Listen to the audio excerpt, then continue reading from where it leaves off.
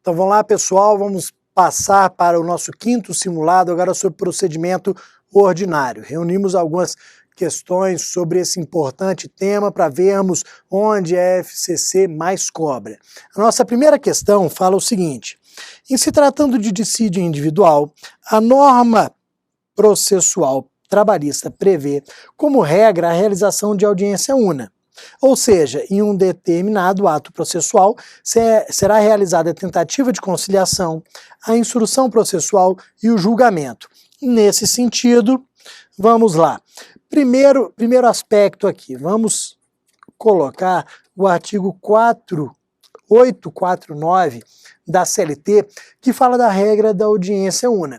Realmente, no processo do trabalho, a ideia é realizar todos os atos processuais em um único momento, em uma única audiência. Nessa audiência nós temos o pregão das partes, o chamamento delas, temos a tentativa de acordo, temos a apresentação de defesa, produção de provas, razões finais, nova tentativa de conciliação e sentença, de forma que as partes já saiam intimadas daquela única audiência da decisão final. Essa é a ideia. O que acontece aqui, para responder a nossa questão, nós vamos fixar mais no pregão, no chamamento das partes. Será feito o pregão do reclamante e do reclamado. Reclamante João da Silva, reclamada empresa Alfa, para comparecerem à sala de audiências. Olha o que acontece. Pode ser que a reclamante e reclamado estejam presentes, os seus advogados não. Será que existe algum problema? Será que, independentemente da presença dos representantes, dos advogados, as partes devem estar presentes à audiência? Sim. Vejam que o mais importante é a presença da parte, já que no processo do trabalho nós temos o jus postulandi. No processo do trabalho, o advogado ele não é indispensável. Logo, quem tem que estar presente para evitar algumas consequências, alguns efeitos, são as partes. Olhando para isso daqui, olha o que diz a assertiva E.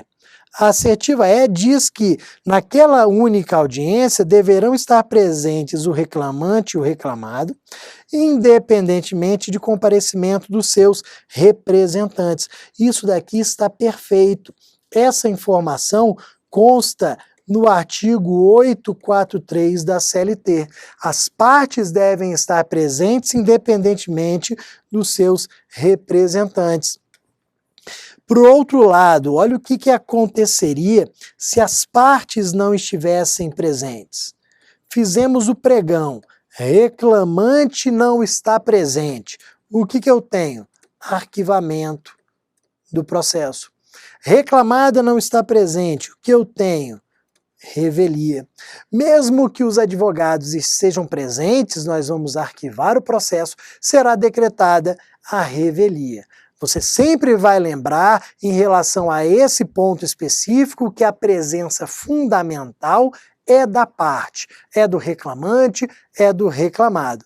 Eles devem estar presentes independentemente dos advogados. Mesmo que os advogados tenham procuração nos autos, venham apresentar a procuração na audiência, os efeitos serão sentidos da mesma forma. Ok? Então, cuidado com esse primeiro ponto nosso aqui.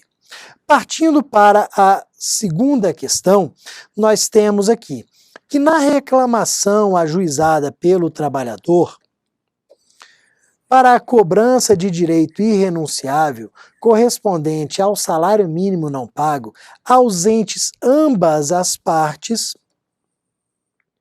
a única audiência haverá. Então, vejam, esse é o detalhe, ausentes ambas as partes. Para analisarmos, para sabermos a resposta, nós vamos antes ao artigo 844 da CLT. Na questão anterior, nós vimos que o artigo 843 diz que as partes devem estar presentes. E aí trouxe também a ausência delas, quais seriam as consequências. Falei na questão anterior que se o reclamante falta, eu tenho arquivamento do processo. Se a reclamada falta, eu tenho revelia. Essas consequências estão dispostas, estão presentes no artigo 844. É ele que você vai ler, porque cai em toda a prova da FCC. É ele que diz: faltou reclamante, arquiva. Faltou reclamado, revelia. Só que ele não diz sobre a ausência de ambas as partes. Por isso que eles colocam muito nas provas. Se ambas as partes faltarem, fizemos o pregão, reclamante, reclamado, não tem ninguém. O que acontece? O processo é arquivado. Faltou só o reclamante, arquiva. Faltaram reclamante e reclamado, arquiva da mesma forma.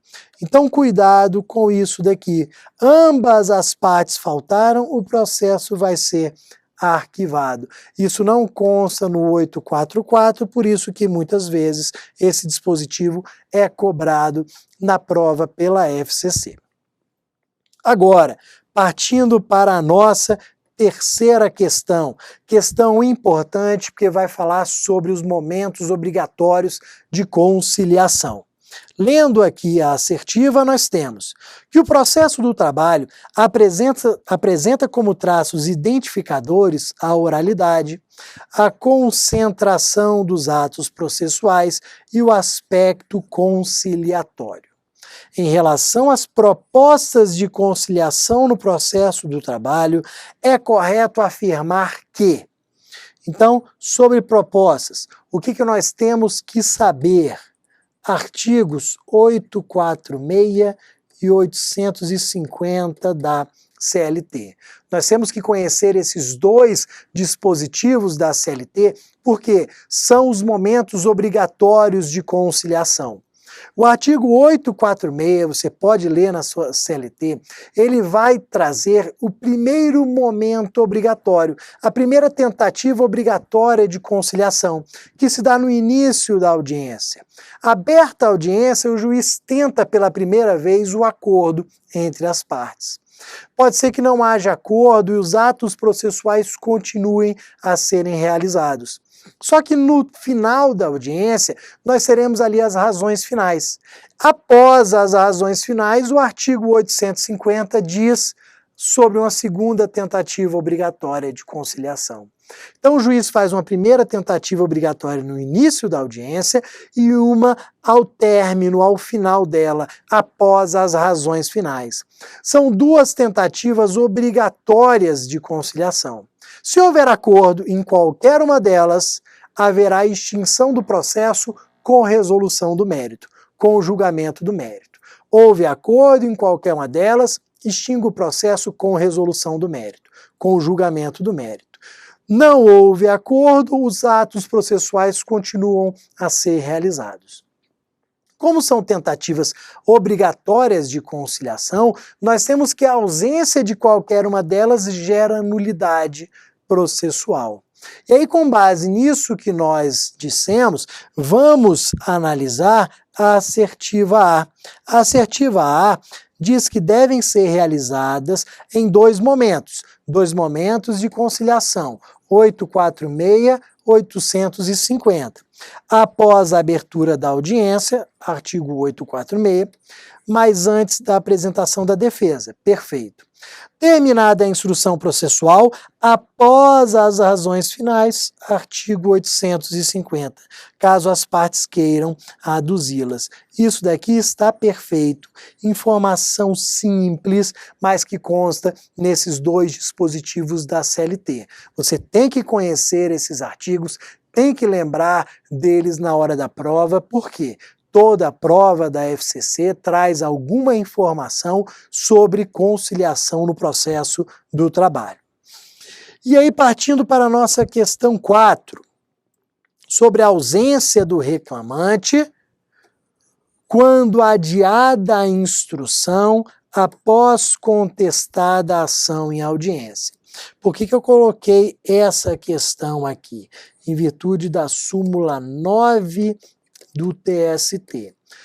Nós vamos tomar cuidado pelo seguinte, a ausência do reclamante, eu falei para vocês que gera o arquivamento.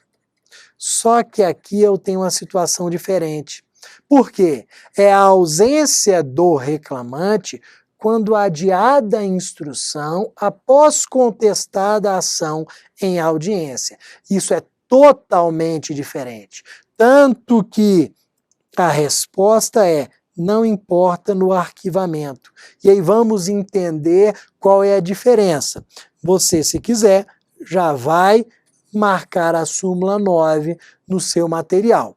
Olha o que acontece. Vamos para o ordinário, para o normal. O reclamante faltou à primeira audiência, eu tenho arquivamento. Nós sabemos que a audiência, regra geral, ela é una. Só que existem situações do dia a dia que levam ao desdobramento da audiência, levam a marcação, a designação de uma segunda, de uma terceira audiências. Então, olha o que aconteceu. Foi marcada a primeira audiência, ninguém faltou. Só que, em virtude de uma perícia, por exemplo, ou da ausência de alguma testemunha, foi marcada uma segunda audiência. E nessa segunda audiência é que houve a ausência do reclamante. Faltando a segunda audiência, será que há o arquivamento? Depende. Às vezes eu arquivo, às vezes eu não arquivo. Vai depender do quê? Vai depender da apresentação de contestação. Vejam que a apresentação ou não de contestação de defesa na primeira audiência traz diferenças. Na primeira audiência pode ter sido apresentada a defesa. Pode não ter sido apresentada a defesa. A diferença aqui, se apresentou ou não defesa, tem total relevância para a segunda audiência. Vamos lá com calma em relação a isso. Primeira audiência, todos presentes. Segunda audiência, ausência do reclamante. Na primeira audiência não foi apresentada defesa. Se na primeira audiência não apresentou defesa e o reclamante faltou à segunda audiência, arquiva. Então eu arquivo se não houve apresentação da defesa. Se houve a apresentação da defesa e o reclamante faltou à segunda audiência, não arquiva. Então vejam total relação aqui. Se não apresentou defesa na primeira audiência, arquiva. Se o reclamado apresentou defesa, não arquiva. Isso consta, como eu disse, na súmula 9. Vamos voltar para a assertiva da FCC. A ausência do reclamante, quando adiada a instrução após contestada a ação em audiência, importa ou não o arquivamento? Não. Vejam que houve apresentação da defesa. Aí você vem aqui embaixo, apresentou defesa, não arquiva. Então, não importa no arquivamento, tendo em vista que a ação já tinha sido contestada, já havia sido apresentada defesa. Tomem cuidado com essa diferença, porque de vez em quando a FCC traz essa informação para as provas, inclui essa questão na sua prova. Partindo para a questão 5, Maria ajuizou reclamação trabalhista em face da empresa Dedé. João, proprietário da empresa, cientificado da respectiva reclamação, contratou advogado na véspera da data designada para a realização da audiência, em que será obedecido o procedimento ordinário. O advogado advertiu João de que teria que apresentar defesa oral em razão da proximidade da contratação. Nesse caso, de acordo com a CLT, o advogado. Vamos lá. O advogado contratado na véspera Provavelmente não tem como redigir a defesa, não vai dar tempo. O que ele faz, nos termos do artigo 847 da CLT, ele pode apresentar a defesa oral tranquilamente. Mas a defesa oral é prevista na CLT? Sim. Na verdade, o artigo 847 só prevê a defesa oral, não prevê defesa escrita. A defesa escrita é algo do dia a dia. No 847 da CLT, consta que a defesa a ser apresentada é oral, no prazo de 20 minutos. Essa daqui é a regra. Então, o advogado ele poderá apresentar a defesa oral e terá o prazo de 20 minutos para aduzir a sua defesa. Vejam que essa informação está absolutamente correta nos termos do artigo 847, que prevê a defesa oral, prevê a defesa em 20 minutos. As demais assertivas falam que ele não poderá apresentar, ou que ele apresentará em prazo de 10, 30 minutos, o que está totalmente errado. Partindo aqui para a nossa questão 6. Nos processos sujeitos à apreciação da Justiça do Trabalho, em relação à matéria de nulidades, é correto afirmar que... Vamos lá. Nulidades, nós temos alguns artigos, nós podemos pegar o 794 ao 798 da CLT, são artigos importantes sobre nulidades. E quando a FCC coloca alguma questão sobre nulidade, a resposta consta expressamente nesses dispositivos. Então vale a pena ler o 794, 95, 96, 97, 98. São dispositivos imprescindíveis aqui para a sua prova da Fundação Carlos Chagas. Então, em relação às nulidades, é correto afirmar que, olha a letra B, a nulidade do ato não prejudicará senão os posteriores que dele dependam ou sejam consequência. Olha a ideia lógica aqui. Vamos fazer um desenho rápido de um processo. Nós temos vários atos processuais aqui. Petição inicial, e aí eu tenho notificação da parte. Então, petição inicial, notificação da parte, e aí eu tenho a produção das provas, tenho intimação aqui necessária, depois eu tenho sentença, recursos e por aí vai. Olha o que acontece. Digamos que a nulidade tenha ocorrido nessa intimação. Já tínhamos notificado, apresentado defesa, produzido as provas, e aí, em uma determinada notificação, houve um erro. A parte havia requerido a notificação, a intimação em um advogado determinado, foi feito em outro advogado, e aí perderam o prazo de um ato. Vamos, o erro, a nulidade se deu nessa intimação. A nulidade não vai prejudicar senão os atos posteriores. Claro, os atos anteriores, eles não serão atingidos pela nulidade.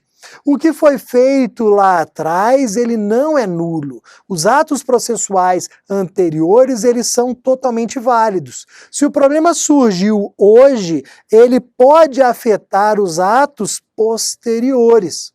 Os anteriores, não. Ok? Só que nem todos os atos posteriores serão tornados nulos. Nós temos que buscar olhar para os atos posteriores e ver quais são os que dependem ou são consequência daquele nulo. Qual foi o ato nulo? Essa intimação. Vamos ver se os atos posteriores dependem dele, são consequência dele. Porque se forem consequência, se dependerem do ato nulo, aí o que eu faço? Anulo esse ato e anulo os posteriores. Então, qual é o segredo? Ato anterior é sempre preservado. Ato anterior não é nulo. Os atos posteriores é que são nulos se dependerem ou forem consequência daquele ato nulo. Essa é a ideia trazida pela CLT. Cuidado com esse detalhe aqui, principalmente porque nas provas eles trocam nomes. Eles podem trocar posteriores por anteriores. E aí a ideia está totalmente errada. Perfeito? Caminhando aqui para a nossa questão 7. Vamos lá também sobre nulidade. Nos processos sujeitos à apreciação da Justiça do Trabalho, a nulidade só será declarada quando resultar dos atos inquinados manifesto prejuízo às partes litigantes. Vamos lá, ó. Se eu estou falando em nulidade, é porque houve um erro de forma. Se eu estou falando em nulidade, é porque houve um erro de forma. Só que nulidade só existe se houver prejuízo. O que pode ocorrer é o seguinte: o ato processual não seguir a forma descrita na lei, mas não ter havido nenhum prejuízo à parte. E aí eu pergunto, será que ele é nulo? Tem que repetir? Não. A nulidade só existe se houver prejuízo.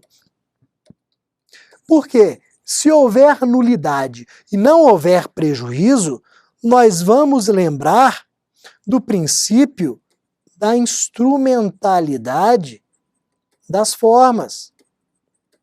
O princípio da instrumentalidade das formas diz que eu não preciso anular o ato se a finalidade foi atingida. Se a finalidade foi atingida, não houve prejuízo. Se não houve prejuízo, não há nulidade. Olha o que a C está falando. Eu só decreto nulidade quando resultar prejuízo. Se não houver prejuízo, não há nulidade. Perfeito, pessoal? Essa daqui é uma regra importante para a gente. Vamos lembrar, houve prejuízo, tudo bem, existe nulidade. Se não houve prejuízo, não há nulidade, não tenho que repetir atos processuais. Coloquei para vocês em cima aqui o princípio da instrumentalidade das formas. Vou anotar 2 artigos importantes aqui do CPC sobre esse princípio. Os artigos 154 e 244 do CPC. Partindo para a nossa questão 8. De acordo com a CLT, nas causas de jurisdição da Justiça do Trabalho, somente podem ser opostas. Então nós temos aqui uma questão importante sobre defesa. Só podem ser opostas. Olha a E. Com suspensão do feito, as exceções de incompetência ou de suspeição. Essa daqui foi a assertiva considerada correta pela FCC. Com suspensão do feito, as exceções de incompetência ou de suspeição, de acordo com o artigo 799 da CLT.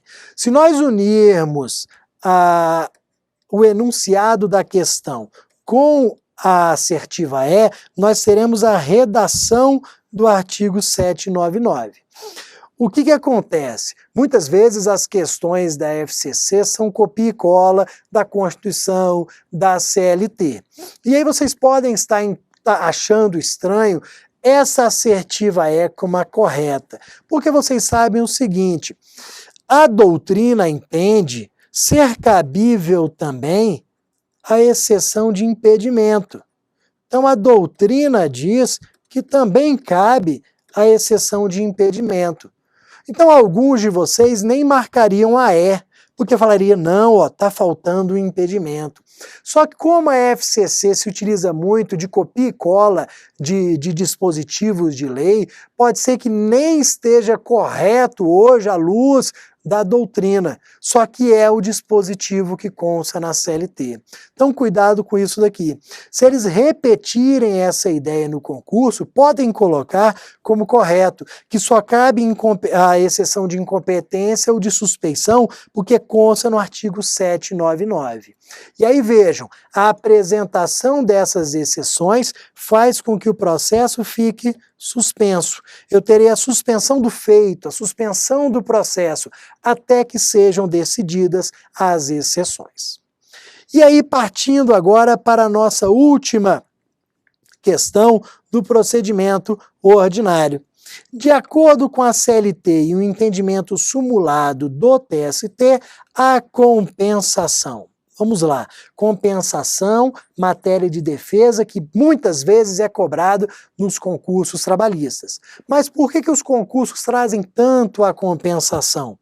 Para ver se vocês lembram de duas súmulas do TST, as súmulas 18 e 48 do TST, que são os entendimentos sumulados que respondem a todas as questões sobre compensação. Súmula 18 e 48. A compensação é a matéria de defesa,